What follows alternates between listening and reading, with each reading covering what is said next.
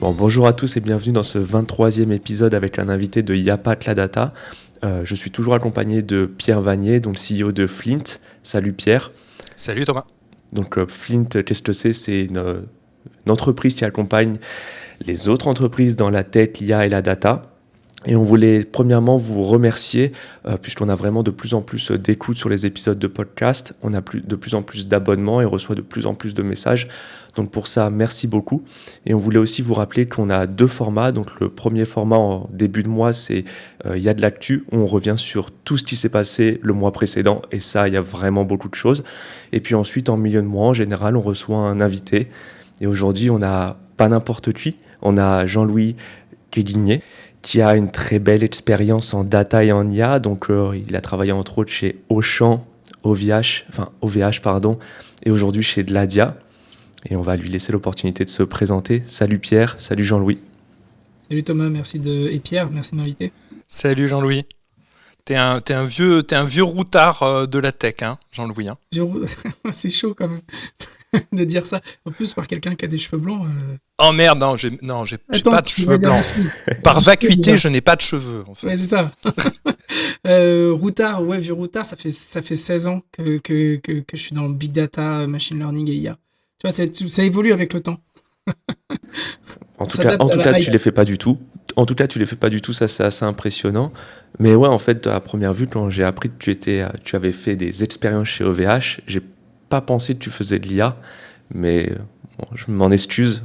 Et est-ce que peut-être tu peux t'introduire, présenter ce que tu as fait sur les 16 ans ? Ouais, bien sûr. J'ai pas fait 16 ans chez OVH, heureusement. J'ai vu autre chose aussi, parce que c'est toujours intéressant de voir plein d'autres choses, même si OVH, ça doit être assez cool au départ. Dès le départ, je veux dire. Donc moi, j'ai fait une école d'ingé en France généraliste. Et puis je suis parti au Canada. Et au Canada, c'est là que je me suis spécialisé sur les parties algorithmiques. Tout ce qui est chaîne de Markov, probabilité, système expert et choses comme ça. Et du coup, très rapidement, c'est ça, quand tu commences à toucher à des stats, tu touches forcément à beaucoup de données. Et puis, c'est là que ça a commencé à être, moi, je trouve très intéressant, personnellement, où je me suis le plus éclaté. C'est quand je commençais à avoir des gros volumes de données. Donc, je travaillais chez CGI il y a maintenant 15 ans, au moment où on a racheté Logica. Et il fallait faire la fusion de systèmes financiers. Et il fallait détecter plein de choses. La fraude, notamment sur les boîtes que tu rachetais. Il fallait centraliser tous les systèmes financiers pour démontrer des convergences d'activités. Tu as vu, ça porte un beau nom, mais en fait, ça veut juste dire qu'on va faire des économies.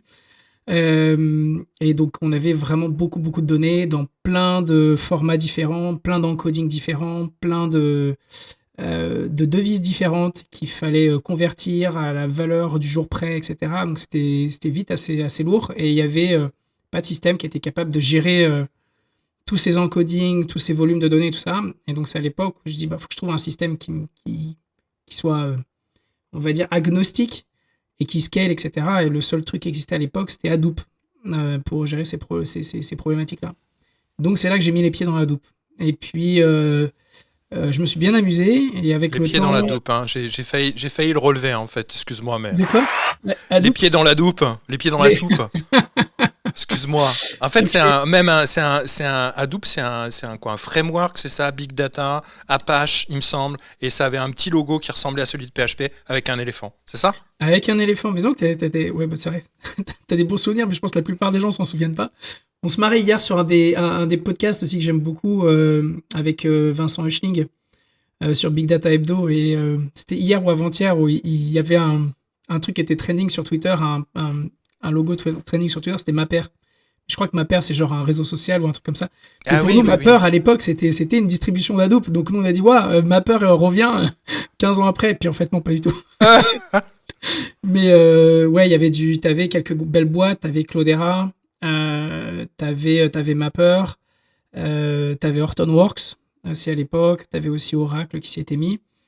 Et donc, tout ça, c'était un globi-boulga de techno qui était issu de Yahoo et de Google, qui s'appelle le MapReduce, donc avec des concepts qui s'appellent le MapReduce, qui est un concept très simple qui s'appelle Divide and Conquer, c'est-à-dire diviser pour mieux régner. Et c'est des principes on en reparlera sur Gladia, parce que ça a beaucoup impacté le produit Gladia, cette expérience-là. Et puis, c'est ça, avec le temps, j'ai été reconnu dans la communauté montréalaise comme étant quelqu'un qui se débrouillait pas trop mal en big data. J'étais contacté par la boîte qui avait le plus gros cluster Hadoop à l'époque et qui faisait du real-time bidding. C'est ce que faisait un peu Criteo, c'est-à-dire des pubs, optimiser les pubs, savoir quand afficher quelle pub à quel endroit en fonction de ce que tu visites. Donc c'est des algos de machine learning, de big data, de statistiques tout simplement. Et puis ça, c'était très très chouette. Et puis après, je suis revenu en France, comme tu as dit. J'ai monté ma boîte aussi, que j'ai plantée, la première. On pourra en reparler, mais j'ai appris à peu près toutes les choses qu'il fallait pas faire. Donc il y a un super bouquin pour tous ceux qui veulent se lancer, ça s'appelle The Lean Startup. Et c'est un bouquin bleu. H. Hamura, c'est ça et je crois que c'est Eric. C'est Eric Ries. Eric Ries, ouais, c'est ça. Eric Ries, ouais. Ouais. Et en fait, tu prends le bouquin et tu le lis à l'envers, c'est-à-dire que tu fais tout le contraire. C'est à peu près ma première boîte. Ouais, après Lean, il me semble que Lean est remis un petit peu en question d'ailleurs aujourd'hui, parce que les préceptes de création d'entreprise, justement, que ce soit 0 to 1 de Peter Thiel ou Lean Startup, etc., sont des choses qui existaient et qui sont sorties il y a 10-15 ans. Et le monde a drastiquement changé depuis 10-15 ans. Donc à relire, mais avec des pincettes. Aujourd'hui, je ne suis pas sûr que tous les... Ouais, avec du recul. Ouais, avec du recul, surtout avec l'IA qui est arrivée, qui permet de remettre un peu ce paradigme en place. C'était, en gros, on disait, ce que ça veut dire juste, c'est analyse ton marché et fake it until you make it. Et c'est le concept du MVP aussi, du Minimum Viable Product. Et du MVP, exactement. Ouais. Et que maintenant, avec l'IA, tu te rends compte qu'en fait, très rapidement...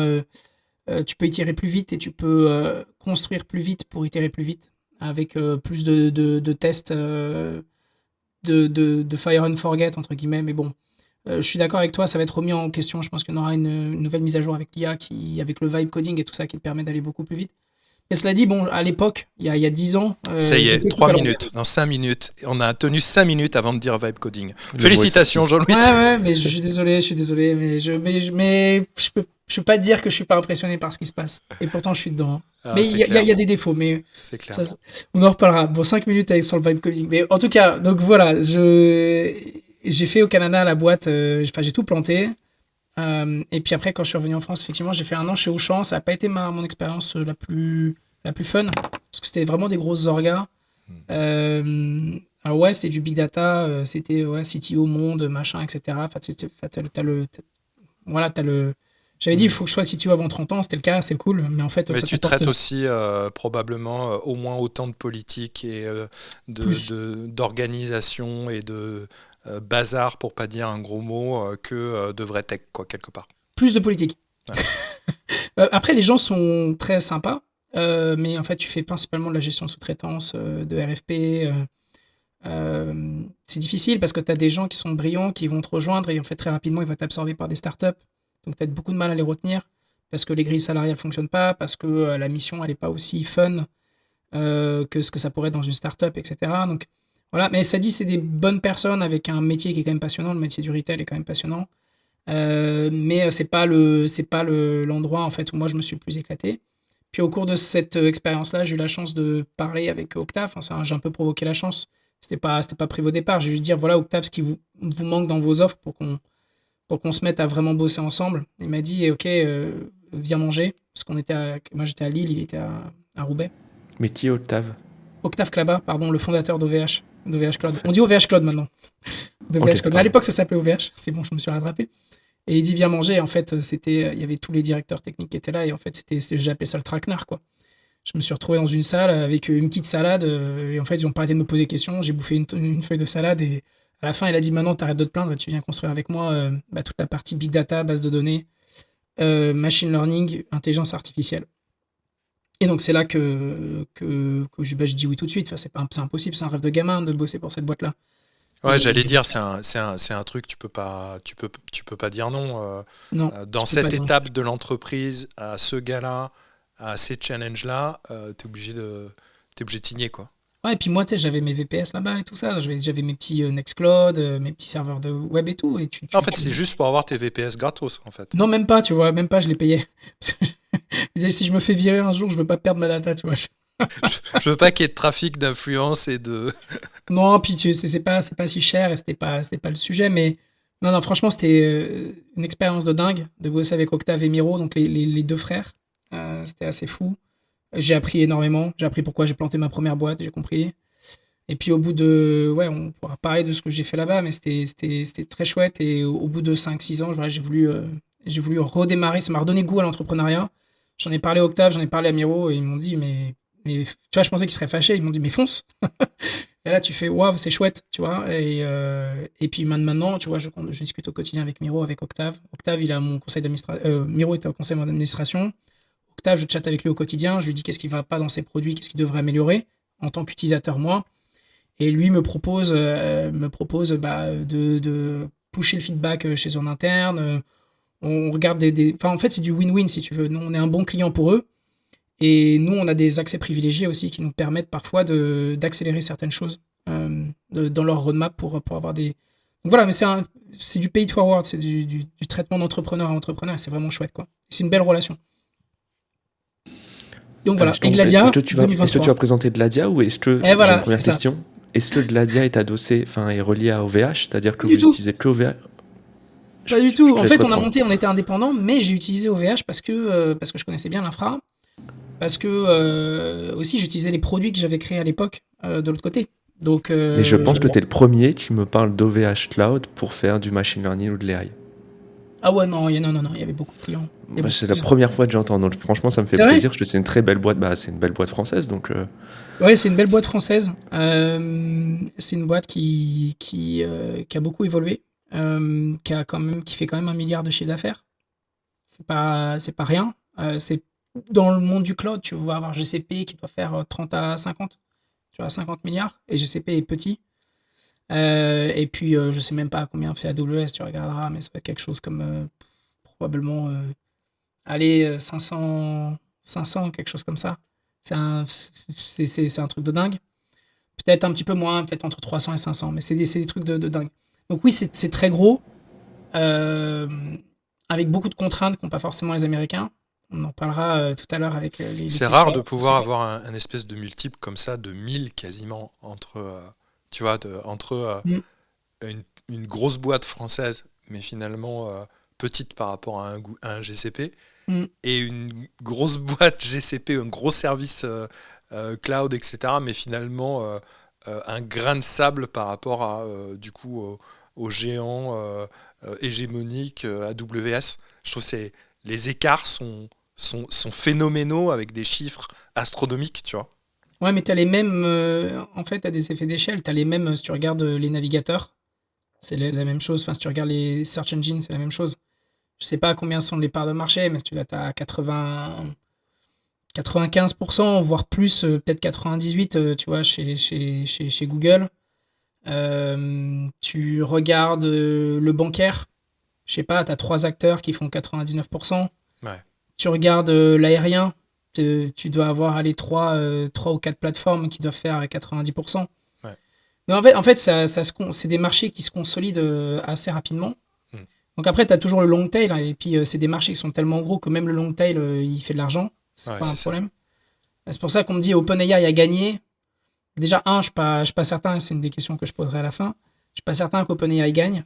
Et même si OpenAI gagne, entre guillemets, en étant monopolistique. Ça veut pas dire que les autres perdent. Bah non, parce que c'est tellement gros. En fait, tu as tellement des verticalisations sur des cas d'usage qui sont fortes que tout le monde peut y trouver quelque chose. Tu vois, Odoo, c'est une boîte énorme, elle est super.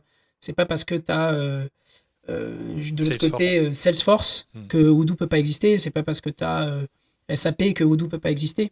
Mais chacun a son segment et chacun a son truc. Donc tu vois, le SMB européen, c'est quelque chose qu'Odoo a très très bien catché et qu'un acteur américain aura du mal à venir chercher parce que les Européens, et quand tu fais ta boîte européenne, c'est un peu ça, les Européens demandent beaucoup de features à des prix relativement faibles. Un Américain, il va faire très peu de features, hyper centrées, avec des prix très hauts. Donc même si tu dis, ouais, mais mon produit est supérieur, machin, en fait, tu t'adresses pas le même segment, tu t'adresses pas la même philosophie, tu t'adresses pas les mêmes personnes, etc. Il y a toujours quelque chose à prendre. Les Américains, c'est 300 millions de personnes. Les Européens, c'est 500 millions de personnes. C'est pas un marché qui est dégueulasse, hein. Mais il est plus compliqué à dresser, plus de réglementation, plus de lois, des lois par rapport à la territorialité, plus de réglementation parce que les Européens ils aiment bien faire de la réglementation, plus de langues à adresser. Donc c'est pas aussi simple, ça va plus lentement, mais c'est un marché qui en soi est relativement captif parce que la proposition de valeur qui est beaucoup de features faible coût, elle est difficile à matcher pour la philosophie américaine de faire des softwares. Mais Donc, tu vois. j'ai peur d'ouvrir Ouais. une brèche en posant cette question, je m'en excuse déjà, mais donc on parle souvent de souveraineté pour l'intelligence artificielle, donc après on va revenir sur de l'ADIA ou c'est Ouais. de l'IA.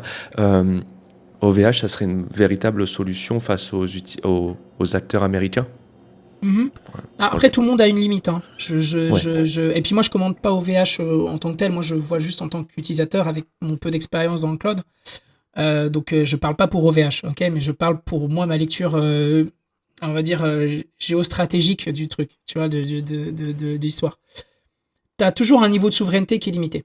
Mais en gros, des acteurs souverains, t'en as très peu. T'as très peu. Tu vas avoir le cloud tu vas avoir Scaleway, globalement. Tu vas avoir OVH Cloud. Et puis, tu vas avoir le cloud de Dassault. Je me souviens plus le nom du cloud de Dassault, mais Dassault Systèmes a son propre cloud. J'ai oublié son nom. Bon, peu importe. Mais globalement, t'en as pas tant que ça. Peut-être ils vont te dire que Thales et compagnie, mais c'est pas du vrai public cloud. Même le truc de Dassault, c'est pas du vrai public cloud. C'est pas tu mets ta carte de crédit, t'achètes des machines. Donc les deux vrais, c'est globalement Scaleway et OVH Cloud. Scaleway qui doit être à peu près 10 fois moins gros qu'OVH.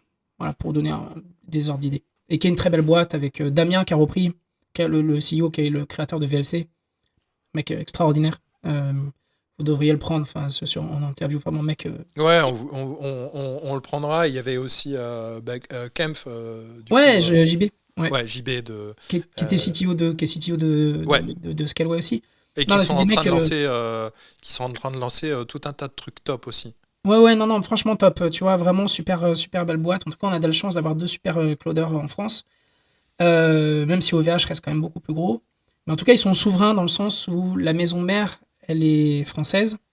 Donc, ça veut dire que les filiales, c'est pas des filiales américaines, donc elles sont pas soumises à quelque chose qui s'appelle le Cloud Act. C'est-à-dire que les Américains peuvent utiliser le département de la justice pour aller piocher ce qu'il y a dans les filiales. Donc là, c'est un peu plus compliqué pour eux. S'ils veulent venir chercher quelque chose, il faut qu'ils fassent des demandes au niveau européen ou au niveau français. Au département de la justice, comme on dit en France, donc c'est quoi? C'est le ministère de la justice, je pense, quelque chose comme ça. Il faut qu'il y ait un juge qui accorde par rapport aux lois applicables au niveau européen. Et c'est-à-dire que dès que tu arrives sur RGPD, etc., en fait, il va y avoir des murs qui vont se poser. Et donc, à partir du moment où tu n'es pas une filiale américaine, tu n'es pas soumis à ces enjeux-là. Et donc, du coup, c'est beaucoup plus. T'es beaucoup mieux protégé. Disons que c'est AWS, beaucoup GCP, plus ils ont pas ces difficile. protections.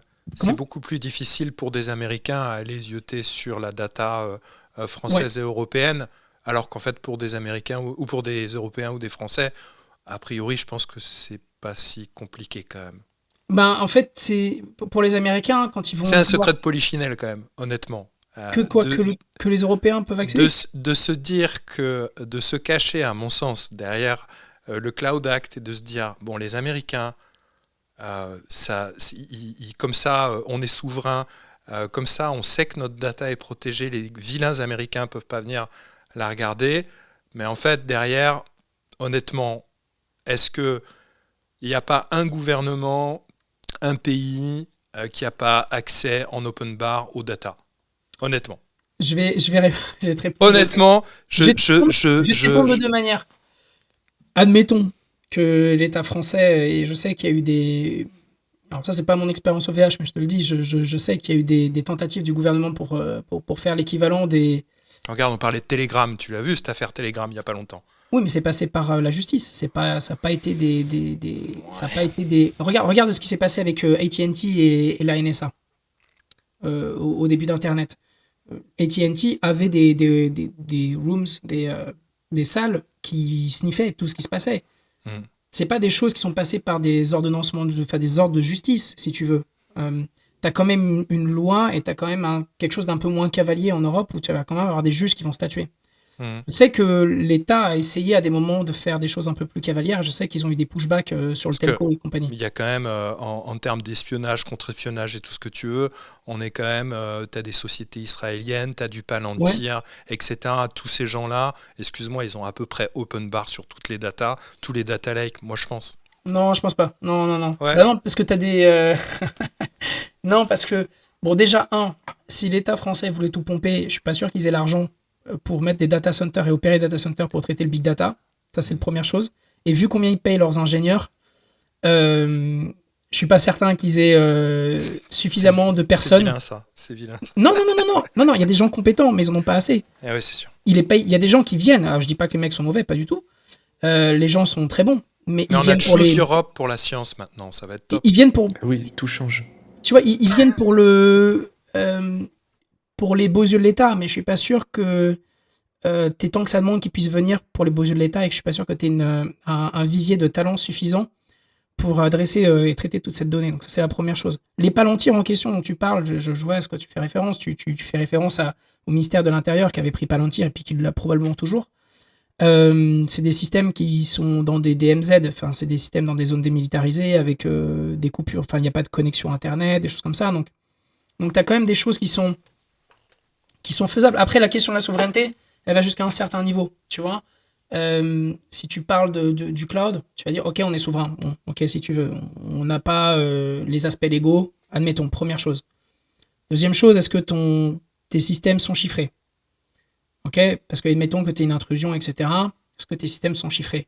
Bon, si tu as chiffré, que tu as stocké au même endroit la clé que là où tu as ta donnée, c'est un peu con. Bon, là, je te parle pas d'Amazon qui a le KMS au même endroit que le stockage, et du coup, en fait, que tu mets ta clé et ton stockage au même endroit, finalement, le gouvernement, il fait à peu près ce qu'il veut. Il faudrait que tu aies deux systèmes différents, puis il n'y a pas tant que ça de gens qui stockent leurs clés à un autre endroit. Puis le troisième, donc ça c'est le deuxième niveau, un peu au niveau infrastructure. Le troisième niveau, c'est tu dis, ok, on est autonome. Ah bon, t'es vraiment autonome? C'est-à-dire que demain, on te coupe l'export des GPU, ce qui est en train de se passer avec les US, qui disent qu'il y a une limite de 50 000 cartes exportées. Est-ce que tu es vraiment autonome et souverain?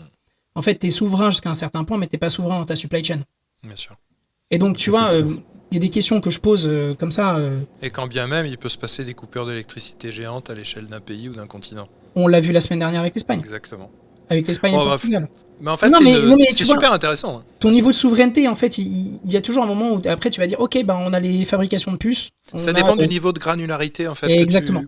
avec lequel tu observes en fait finalement. Tu vas chez TSMC et tu dis TSMC fait des cartes. Ouais, ok, on sait faire les GPU nous-mêmes, tu vois, parce que tu as la boîte qui fait de la photolithographie aux Pays-Bas, tu vois, qui peut te vendre les cartes, machin. Ok, admettons TSMC s'y met à faire. On met 15 milliards sur la table, on va à Grenoble, ok, on arrive à faire des cartes. Ok, est-ce que tu as les terres rares suffisantes? Est-ce que tu as tous les systèmes d'extraction qui te permettent de ramener tout ça? Et en fait d'avoir la matière première pour juste créer les puces. Et en fait, tu te rends compte qu'en fait, il y a toujours un niveau dans lequel tu peux aller plus loin. Tu peux dire, ah, mais ça demande beaucoup d'énergie. Ok, est-ce que tu as l'autonomie sur l'uranium qui te sert dans tes centrales électriques? Non, en fait, la souveraineté dans un monde globalisé, complètement mondialisé, où chacun est interdépendant, c'est un peu un... C'est une chimère. Voilà, c'est ça. Tu l'as vu au moment du Covid. De toute façon, tu l'as vu. Et on le voit, excuse-moi, avec la personne qui est de l'autre côté outre-Atlantique. Je vais pas dire de mauvaises choses parce que je compte aller à San Francisco au début du mois de juin et j'ai quand même envie qu'on me laisse passer. Mais effectivement, quand tu mets des droits de douane complètement délirants d'un côté et que tu te dis, tu te remets sur ton protectionnisme et au final, tu t'aperçois que tu as des interdépendances de partout en fait, quoi. Ouais, mais en fait, tu vois, on peut critiquer ce gars-là si tu veux, mais le gars, il est en train juste de regarder la souveraineté de son pays. En fait, ce qu'il a fait, c'est qu'il a entre guillemets mis les tarifs pour voir où ça coinçait. Et le gars regarde où ça coince et il se rend compte que en fait, mais ça lui a permis de voir les interdépendances. Et comme il voit les interdépendances, il connaît son plan d'action sur les 15-20 prochaines années pour devenir autonome. Et moi, on peut critiquer, si tu veux, ce qu'est en train de faire ce gars-là, mais au final, nous, on le voit de notre fenêtre, mais de la fenêtre des Américains, est-ce que c'est pas un plan à 15 ans qu'ils doivent mettre en place parce qu'aujourd'hui, ils ont créé des surdépendances asiatiques. Et est-ce que nous, on ne devrait pas regarder chez nous? pour faire ce genre de choses, tu vois. De toute façon, il n'y a jamais, c'est Carlos Diaz qui le disait aussi, et qui connaît quand même bien les US. On le regarde aussi avec ce qu'on nous met de médias et la façon dont on veut nous le présenter en fait. Je pense qu'il faut toujours prendre un petit peu de hauteur. Mais on s'éloigne. Comment on s'éloigne complètement. On voulait parler de Gladia. On est parti dans de la souveraineté et du Palantir et de la global surveillance. Il reste plus qu'on parle de Mark Zuckerberg et après on a complètement drifté. Non, mais écoute, pour parler de Gladia, donc nous on a, c'est assez marrant parce que souvent les gens posent la question, est-ce qu'il y a de la place pour l'Europe et être global, et je pense que l'IA est un accélérateur de quelque chose qu'on a en Europe que les Américains n'ont pas, c'est le multiculturalisme. Alors je dis pas qu'ils ont zéro culture, parce qu'ils ont ils ont une culture d'immigration qui est très forte, avec de la première génération d'immigration, seconde génération. Enfin, tu vas voir les jeunes, en fait, tu vas trouver soit des purs américains, soit tu vas voir, eux ils viennent du Salvador, eux ils viennent de tel pays, etc. Donc tu as vraiment une grosse culture d'immigration. Mais au niveau global, dans leur éducation, c'est pas des gens qui parlent plusieurs langues. C'est des gens qui ont des cercles relativement fermés, un peu communautaires d'une certaine manière, et c'est pas des gens qui, quand ils travaillent, ils ont quelque chose d'un peu global, comme nous on a. Donc par exemple, tu vas en France, en fait, tu vas démarrer, tu vas parler de ton week-end, du barbecue avec ta belle-sœur et ton beau-frère, et puis de bière, et puis après, en fait, t'as ton collègue espagnol qui se joint, puis t'as l'italien qui vient, et puis t'as le portugais, puis t'as l'allemand qui vient, le mec des UK. Et en fait, tout le monde se met à parler en anglais. Donc, tu vois, tu as eu des changements de langue à la volée. Tout le monde a un accent pourri pour une langue commune qui n'est pas vraiment commune. Tu vas avoir des variations de réglementation au sein même de ton système. Les Allemands vont avoir de la localisation territoriale, machin, etc. Tout le monde va avoir ses trucs. Tu vas avoir des accents. Ah oui, mais moi, c'est catalan, c'est pas exactement le même. Et puis moi, il y a ukrainien, il y a russe, ça se ressemble à 90%, mais il y a 10% de différence. Ouais, tu vas avoir beaucoup de subtilités qu'on va avoir dans l'espace européen. Tu vois, j'ai pas dit l'Europe parce qu'il y a des pays que j'ai cités qui sont pas dans l'Europe, mais ça reste un espace européen. On parle bien de l'Eurasie, hein, quand on parle de la Russie, on parle pas de l'Europe seulement. Mais en tout cas, on a quelque chose, nous, qui est multiculturel. Et en fait, c'est quelque chose que les Américains, ils ont pas. Eux, leur marché intérieur est tellement dynamique et gros, c'est 300 millions de personnes. Quand tu fais, par exemple, de l'IA ou du système de reconnaissance vocale, comme nous, on fait le système de reconnaissance vocale, ou quand tu fais du LLM, en fait, tu le fais pour l'anglais. Et tu as tellement de ressources en anglais sur Internet, et tellement tout le monde s'aligne sur l'anglais, et tellement dans le monde du travail, tout le monde est sur l'anglais, qu'en fait, tu fais des systèmes qui sont overfittés sur une langue et sur une culture. Et nous, on est nés dans un environnement où les startups nous demandaient « Non, mais en fait, moi, il faut que mon système il change de langue à la volée. » C'est-à-dire que les gens peuvent très bien parler de leur week-end, et d'un coup, il y a un espagnol qui se connecte, et il faut que ça switch en anglais. Et il faut que l'accent soit un accent anglais d'un français, mais qui gère aussi l'accent anglais d'un espagnol. Et là, en fait, tu te rends compte que tous les systèmes américains, ils ont tous ENGB, ENUS, ENES, etc. Donc, ils ont tous une reconnaissance vocale avec une gestion d'accent qui est monoculture. Mais ça ne fonctionne pas chez nous. C'est pas comme ça que ça marche. Nous, déjà, le modèle, il faut qu'il soit multilingue, il faut qu'il change à la volée, et il faut qu'il s'adapte à toutes les on va dire, les anglicismes quand tu es dans une langue, et de l'autre côté, qui s'adapte à tous les accents pourris. Mais qu'est-ce que c'est de la DIA ? Fait ça, mais t'as pas présenté ce que c'était de la DIA. Ouais. J'ai présenté ou j'ai pas présenté ? T'as pas présenté ce que c'était en tant Donc que nous, tel. on est spécialisé en reconnaissance vocale. Excuse-moi. On est spécialisé en reconnaissance vocale. Au bout de 6 heures de podcast. Ouais, désolé, ça fait une demi-heure. Nous, on est spécialisé en reconnaissance vocale, et nos spécialités, à nous, c'est d'être reconnaissance vocale multilingue. D'accord ? Haute qualité, et insensible aux accents, et pas d'hallucination. Et donc, tu vois, dans nos contextes, on est né comme ça. On est né la seule multilingue IA parce qui qu'on n'avait pas reconnaît le choix. l'anglais de Raffarin. C'est ça ? Exactement.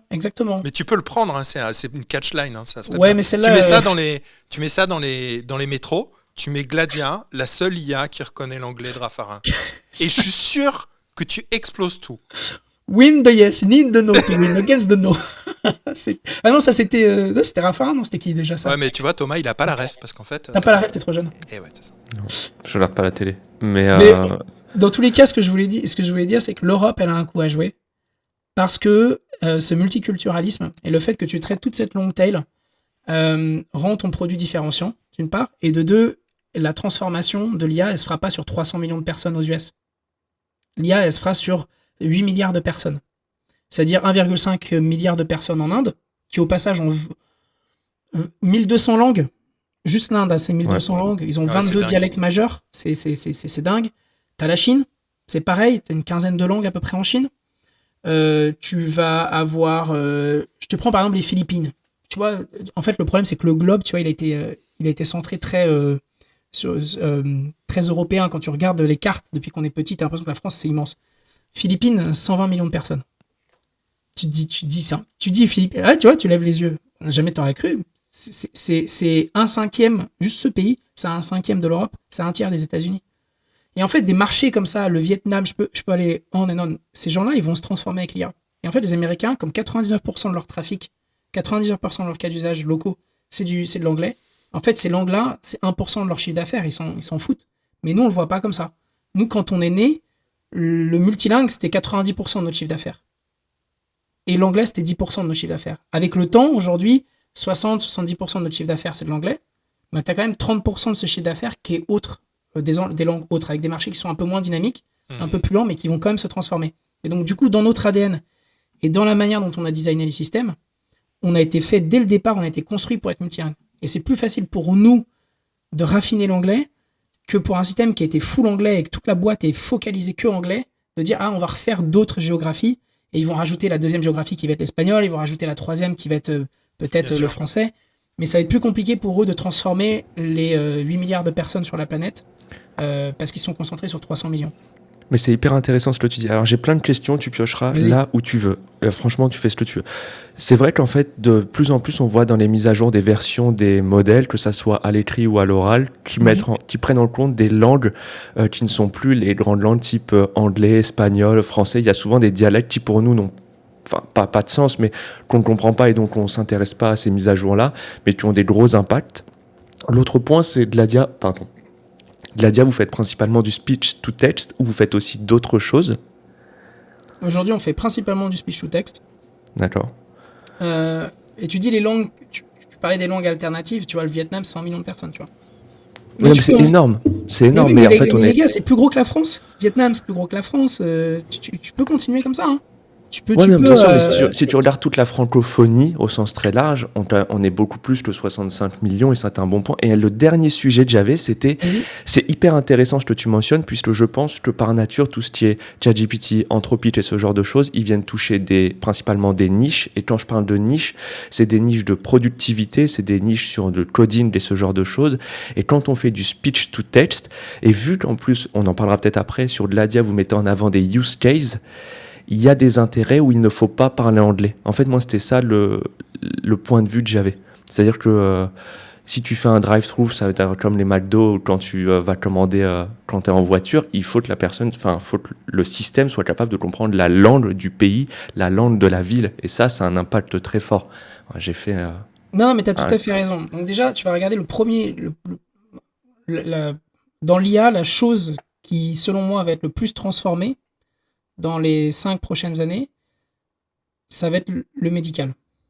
Dans les 5 à 10 ans, c'est le médical. Tu as de plus en plus de population. Chaque jour, on découvre des nouvelles maladies qui arrivent de plus en plus jeunes parce qu'en fait, on vit de plus en plus vieux.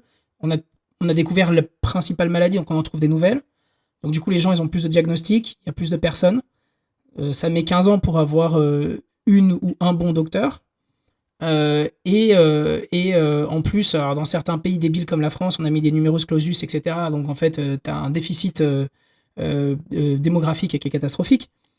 Et les gens vivent plus longtemps. Donc de toute façon, non seulement tu as plus de gens, mais en plus les gens vivent plus vieux, tu vois. Donc plus ils vivent vieux, plus ils ont de maladies.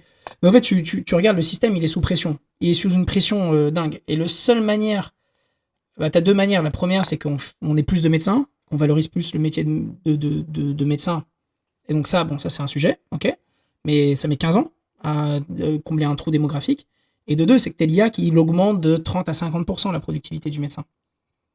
En gros, t'as pas le choix, en fait. Donc, et un médecin et une personne qui est malade, ils vont pas discuter en anglais. Et le principal moment où le médecin il perd du temps, c'est quand il est en train de faire son compte-rendu, quand il est en train de cliquer sur 50 boutons pour faire les mises en place des adresses, des trucs comme ça, c'est faire les corrélations entre ce que tu as dit et le diagnostic. Quand tout ça, les 3 quarts des choses, ça se passe dans la communication d'humain à humain. Et donc, la reconnaissance vocale, elle va avoir un enjeu majeur et tu es obligé d'être localisé. Donc ça, tu vois, ça, c'est un premier exemple. Le deuxième, pour moi, c'est la relation client. Parce que c'est quelque chose d'hyper local. Je vais pas parler à Darty en anglais. C'est hors de question. Et je suis pas. Et en Portugal, c'est pareil. Ils vont pas parler en portugais. Je vais même te dire ce qu'on entend chez nous. On a des gens sur de la téléphonie, donc tu vois, des opérateurs téléphoniques avec du support téléphonique, où les gens ils commencent à parler. Donc tu as beaucoup de centres d'activité de téléphonie qui sont Afrique du Nord et Afrique centrale. Tu vois, tu en as énormément. Donc tu entends que la personne elle vient d'Afrique du Nord, l'agent. La personne elle dit elle parle et puis le gars il se capte qu'ils sont algériens. Et là il commence à se parler en arabe. Mais pas un arabe standard, ils vont parler un arabe qui est spécifique à l'Algérie. Tu vas voir chaque région a son arabe avec son propre dialecte, ses propres variations. Donc ils vont commencer à se parler en arabe alors que tu es en France, sur un produit français, sur un marché français. Et des choses comme ça, en fait, t'en as plein. Et donc ce que je veux dire, c'est que la localisation, tu parlais des verticalités et des usages, le support, la médecine, pour moi, le support au client et la médecine, pour moi, ça va être non négociable qu'il va falloir localiser et que c'est des marchés qui vont être absolument monstrueux. Est-ce qu'on peut revenir rapidement sur ce que c'est le speech to text pour les personnes? Parce que les use cases sont hyper intéressants, ils vont parler à tout le monde, mais est-ce qu'on peut revenir 30 secondes sur ce que c'est le speech to text pour une personne qui n'est pas à l'aise avec le domaine de l'audio? Ouais, on aurait peut-être dû commencer par ça. Je suis bête. Non, mais ce podcast, on spécifiera à nos auditeurs à le passer, mais en arrière, en reverse. Comme quand j'ai fait ma startup, commencer par la fin. Exactement. En fait, la reconnaissance vocale, c'est... En fait, l'IA, en règle générale, c'est le fait de faire de façon intuitive ce que d'utiliser des grosses puissances de calcul pour faire ce que fait l'humain de façon intuitive. Okay, c'est la définition que je donne. Là où le machine learning, on faisait en très peu de temps ce que l'humain mettait des heures à faire en termes de calcul. Okay, donc, machine learning, je vais faire la prédiction des ventes, etc. Je vais être obligé de faire des dérivés, des choses comme ça. On parle en français, c'est intuitif. En 20 millisecondes, j'ai entendu ce que tu avais à dire. En 500 millisecondes, j'ai compris ce que tu voulais dire. Je suis même capable de le traduire en direct, etc. Ça, c'est vraiment pour moi la différence entre l'IA et le machine learning, même si l'IA est un sous-domaine du machine learning, etc. Mais, enfin, non, le machine learning est un sous-domaine de l'IA, mais on va dire l'IA tel qu'on l'entend, c'est de faire de façon intuitive, de faire avec l'IA des choses qui étaient intuitives pour l'humain. Et donc, tu as plusieurs choses qui sont intuitives. Dessiner, par exemple. Ça, on l'a vu. Résumer une conversation. Ça, c'est quelque chose qu'on fait de façon très intuitive. Et des choses qu'on fait de façon très intuitive, c'est la reconnaissance de la parole. Et donc, nous, c'est sur quoi on s'est basé, c'est la reconnaissance de la parole. Donc ça, c'est le speech to text. Et puis, tu as le text to speech, qui est quelque chose que tu fais de façon intuitive. C'est de parler. Et donc ça, on le fait pas encore, mais c'est des choses qu'on va faire prochainement. Okay, ça répond à ta question ? Ouais, c'est ça. Speech to text, c'est le fait d'entendre une voix et de l'écrire. Et text to speech, c'est la même chose à l'envers. On écrit, en fait, on met une voix dessus. Et ce qui est très intéressant, c'est les cas d'usage qui découlent de ce sujet-là. Puisque, juste pour être bien au clair là-dessus, l'audio, c'est hyper compliqué puisqu'il y a tellement de bruit, et pas de bruit sonore, il y a tellement de bruit dans l'audio que c'est un cas très dur et extrêmement compliqué en mathématiques. Et c'est des sujets en machine learning qu'on aime le plus possible éviter. C'est vraiment de la R&D pure. Et je ne sais pas si tu te rappelles, on va vous donner un exemple concret. Pierre, l'année dernière, on était à San Francisco. On avait une entreprise qui faisait du speech to text, enfin de la reconnaissance de texte pour la prise de commande. Ils nous avaient fait une présentation avec Maldo qui avait l'air super. Non, c'était pas Maldo, je sais plus. Et en fait, 2-3 semaines après, on apprend que Maldo a arrêté complètement cet outil d'IA, puisque, et ça reprend ton sujet à toi, Jean-Louis, c'est, en fait, il comprenait pas tous les accents, il avait du mal à prendre les commandes, des fois il mettait 1000 Sunday au lieu de 2, et ça partait complètement en sucette, donc sujet très compliqué. Tu vas à Marseille et que tu commandes un Big Mac. Ah non, je vais pas non, mais l'enfer. S'il vous plaît. On en a plein des cas comme ça, tu vois. Donc, tu vois, dans les cas d'usage, j'ai parlé du support, j'ai parlé de la médecine ou télémédecine, tu peux avoir. Les notes de prise de réunion, tu vois, énorme sujet, gestion de la connaissance. Donc, tu vois, en équivalent, surtout moi, je parle beaucoup. Là, la discussion qu'on a eue, on pourrait écrire un mini bouquin, un white paper On a fait, voilà, tu vois, on vient de faire 40 minutes.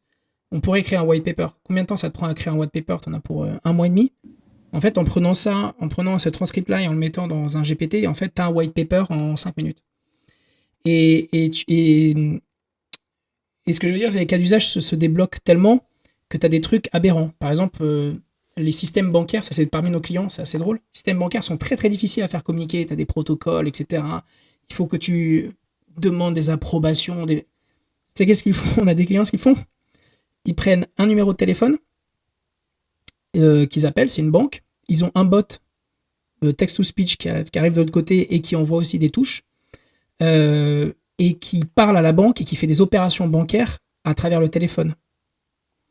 Parce qu'en fait, si je te demande ton nom, ton prénom, ta date de naissance, ton numéro de sécurité sociale, le nom de ton chien, de ton chat, etc., qui sont des questions de sécurité et compagnie, le nom de ta bagnole et tout, en fait, je peux me connecter à un système à distance, à un robot vocal, consulter le solde de mon compte, effectuer un virement au téléphone et faire un certain nombre d'opérations de façon automatisée. Donc tu mets un LLM en face qui écoute le bot de la banque, qui parle comme un humain, qui effectue des opérations parce qu'il a compris sur appuyer 3, 4, 5, et tu bypasses tous les protocoles bancaires.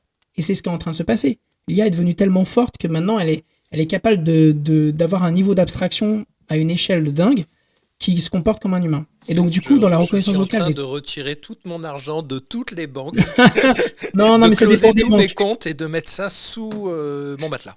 Non, mais ça dépend des banques. On n'a pas tous les mêmes réglementations. Mais tu vois, aux États-Unis, on a des cas d'usage comme ça. Et tu parlais de trucs très durs. Les trucs qu'on fait les choses qu'on fait très très bien chez nous. Par exemple, la reconnaissance de nombres, on est très très bon là-dedans. Et on a des gros contrats avec des gens qui travaillent avec les banques justement parce que les bots, ils te disent votre solde est de 1 250 303,15. Et en fait, tu vois, tu as eu tellement de pauses. En fait, si tu es un humain, tu te doutes qu'il y a quelque chose qui vient. Si tu es une machine, en fait, tu as fait longtemps que tu as écrit 1 million. Après, tu as réécrit 250. En fait, tu n'as jamais compris que les chiffres, ils se mettaient ensemble. Ça, c'est très, très dur. Très, très dur à faire. Et si tu te plantes, comme c'est des systèmes automatisés, bah, tu fous 1 million à la poubelle, quoi. Donc, c'est des cas d'usage qui sont très, très durs. Je te rejoins. Et il y a plein d'autres cas d'usage, mais par exemple, moi, ce que je pense tout de suite, c'est, on a fait quelques épisodes depuis le début de l'année sur l'audio, la voix et l'accessibilité, donc les personnes handicapées et tout ça. Moi, je trouve que l'utilisation de l'audio et du son, c'est vraiment révolutionnaire pour l'intelligence artificielle et pour ces personnes-là. Est-ce que l'ADIA, ça a des intérêts pour ces gens-là ou pas du tout en termes de use case? Alors, tu sais quoi, ce qui va être drôle, c'est que ces gens-là, ils auront plus ces questions à se poser là dans quelques années. Okay. Tu regardes les interfaces, elles sont tous en train de changer. Ils ont tous un petit micro qui est en train d'apparaître sur toutes les systèmes d'entrée. Et tu regardes la plupart des blog posts, des plateformes, ils commencent à avoir des boutons pour lire. Ouais, bien sûr. Et en fait, l'accessibilité, en fait, c'est un vrai faux problème. C'était un problème avant parce que ça coûtait cher, parce que tu étais obligé d'avoir des humains qui géraient le truc. Mais maintenant, les coûts sont tellement en train de baisser, il est plus naturel que tu communiques avec un software, avec la voix, et que tu écoutes le software, que de... Tu vois, je préfère écouter un article de France Info qui est naturel, c'est plus naturel que de le lire et de l'avoir sous mes yeux. Et ce que je veux dire, c'est que naturellement, les interactions et les flux vont aller vers la reconnaissance vocale, de la reconnaissance visuelle. Je dis pas que tout sera réglé. Je veux dire, lire Excel, personne va lire Excel. Il faudra évidemment des systèmes un peu spécialisés. Mais globalement, l'accessibilité va être renforcée grâce à ces systèmes-là. Ça, c'est sûr. J'étais en train de réfléchir à quelqu'un qui était en train de lire Excel. Je me disais, tu sais, quelqu'un qui te lit le soir Excel, A2, 250. Bah ouais, mais t'as des comptables qui sont non-voyants ou malvoyants, ils se font lire des fichiers Excel. Hein. Bien sûr. Et ça va pas aussi vite. Hein. Enfin, ça va beaucoup plus vite. Ça fait A2 256. Et en fait, t'écoutes les trucs, tu te dis, mais c'est des trucs de dingue. Je sais qu'il y a des compétitions d'Excel. Oui, il y a des compétitions d'Excel aussi. On avait regardé ça à un moment donné. On faisait autre chose au début de l'ADIA, on faisait de l'Excel notamment, et de l'IA dans Excel, et on avait regardé les sponsorisés. Oui, mais je te rejoins, c'est vrai que les user interface, user experience, UI, UX, qu'il y a dans les logiciels, sont en train de foncièrement changer par la pression justement des IA, que ça soit speech to text, text to speech, et sur on appelle ça la multimodalité finalement. Mm-hmm. Mais tu penses à quelqu'un qui a des problèmes de vision, c'est trop petit, etc. En fait, maintenant, il peut parler avec le chat qui va lui donner la réponse directement. Je faisais une expérience assez marrante ce matin, ou hier, c'était sur GCP. Il m'envoie un email, Google Cloud, il m'envoie un email, tu vois, comme d'habitude. Tu vois, Google, c'est toujours l'enfer, faut changer tel truc à tel endroit, je comprenais rien du tout. Ils ont un petit truc qui s'appelle Gemini Cloud. Tu vas dedans, et j'ai copié-collé le mail qu'ils m'ont envoyé parce que je savais pas du tout où cliquer dans les configs. Le truc m'a amené à la bonne page. Il m'a donné exactement où cliquer, à quel endroit dans mon step. Tu vois, même tu as des wrappers de ta propre interface, de ta propre expérience client. Donc, si tu as du mal à lire les petits caractères, si tu as du mal à comprendre, etc., tu es quand même beaucoup plus accompagné qu'avant, quoi. Donc, ça va changer. Google est particulièrement fort, excuse-moi, pour avoir des super modèles en ce moment. Très, très fort. Mais par contre, excuse-moi, je veux quand même leur dire qu'ils sont particulièrement mauvais sur leur doc d'API. Ça, c'est le premier point.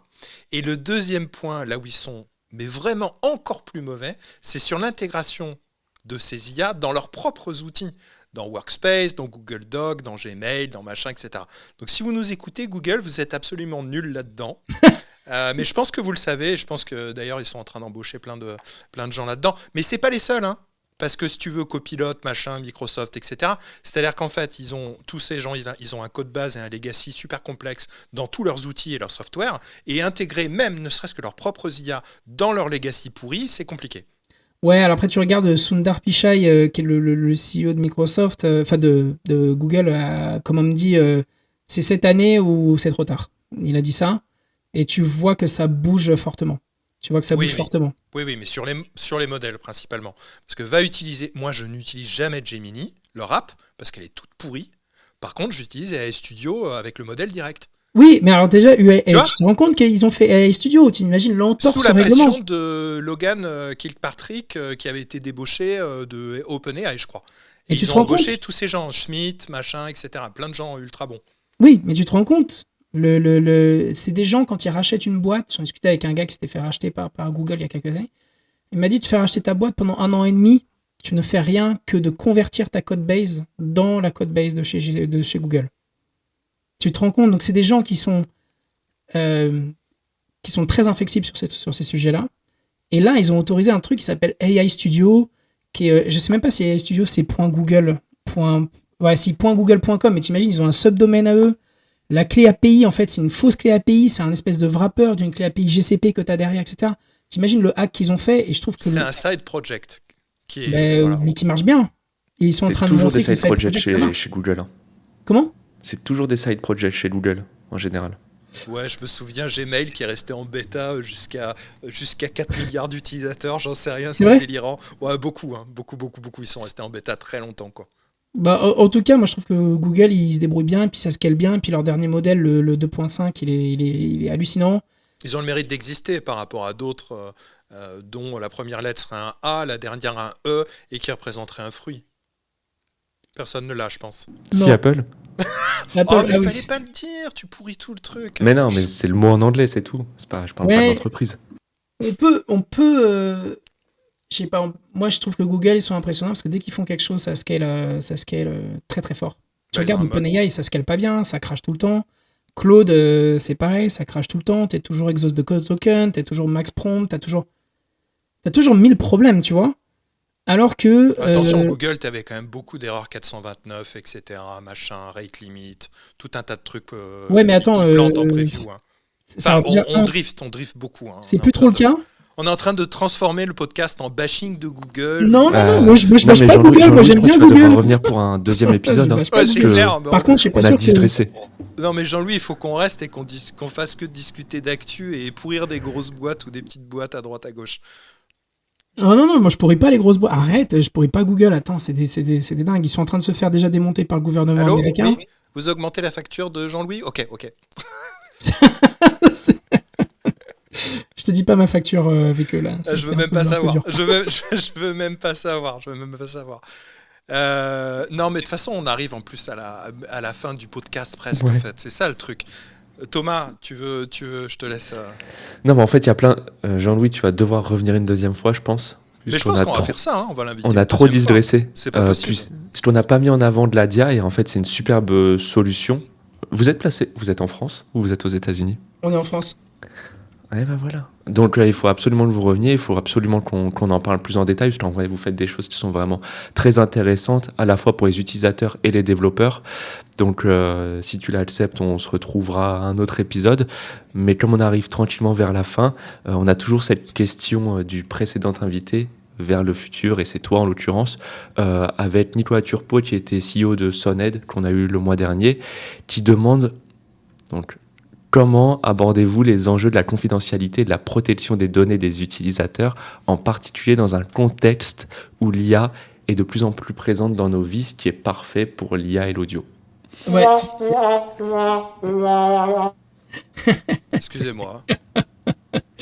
On en a beaucoup répondu. On a parlé du Cloud Act, on a Mais c'est parlé de vrai. Schrems 2, on a beaucoup parlé de la souveraineté, donc ça c'est un des sujets que tu dois aborder. Et le deuxième qu'il faut se poser, c'est les business models, et une phrase qui est bien connue, si c'est gratuit, c'est toi le produit. Et il faut arrêter de se voiler la face. Si c'est gratuit, tes données vont être utilisées pour l'entraînement. Même si c'est payant maintenant, j'ai l'impression. C'est Alors, c'est un sujet OpenAI, spécial. ouais. Ouais, OpenAI est beaucoup C'est là-dessus. glissant, messieurs, c'est glissant. Non, c'est pas glissant. Non, par contre, moi j'ai reçu un mail d'OpenAI et un autre mail d'Anthropic, et en fait ils te proposent, alors c'est marrant, de faire partie de leur bêta développeur, machin, etc. Bon, bref, si tu acceptes que tes données, ils peuvent s'entraîner dessus, même quand tu es utilisateur payant, eh ben tu as des tokens gratuits. C'est bien, Et hein. ça, c'est cool. Mais tu C'est sais malin, que quand même. C'est il y très avait malin, même- je trouve. T'avais même chez Google des prix différents en reconnaissance vocale et des choses comme ça. Le prix, ou c'était Microsoft, je sais plus, le prix était différent si tu avais quelque chose. Non, c'était Microsoft, c'était Google. Le prix est différent si tu as. Je sais plus comment est-ce qu'ils l'appelaient, mais ils avaient un nom. Je dis, qu'est-ce que c'est que ce nom? T'as la petite étoile et qui explique qu'en fait, entre les deux modes, il y en a un où on utilise ta donnée et l'autre, on n'utilise pas ta donnée, mais du coup, tu payes 15% plus cher. Donc, tu vois, donc la question que tu avais, c'était la confidentialité. Ouais. Et donc la Le réponse, consentement, l'anonymisation et tout ça. c'est si c'est gratuit, c'est toi le produit. Si c'est payant, méfie-toi et regarde bien les conditions.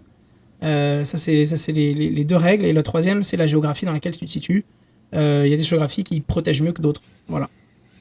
Et surtout, où vous placez votre cloud, pas où vous êtes vous.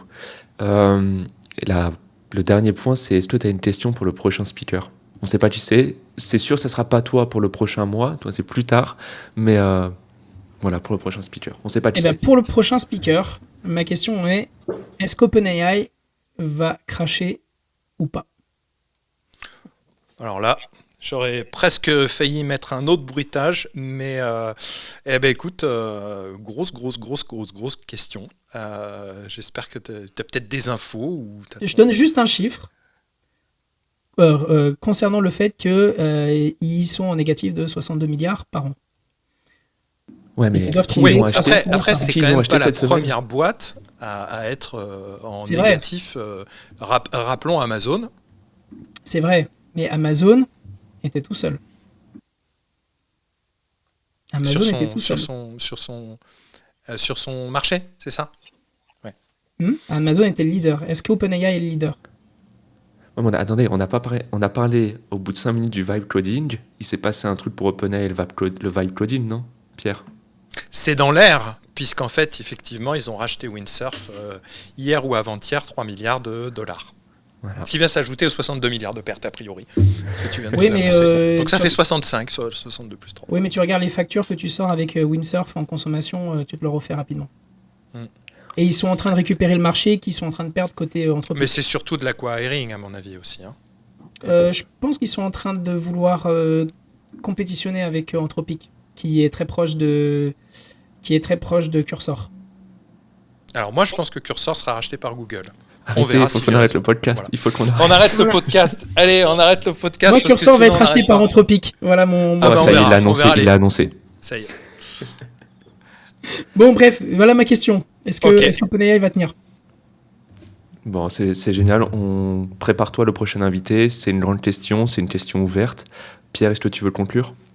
Écoutez, merci Jean-Louis, merci Thomas, merci à tous qui nous écoutaient. On espère que vous avez passé un bon moment. En tout cas, on a bien rigolé. On aurait pu continuer comme ça longtemps.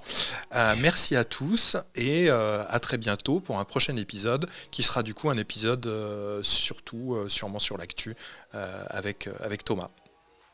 Merci beaucoup. Merci.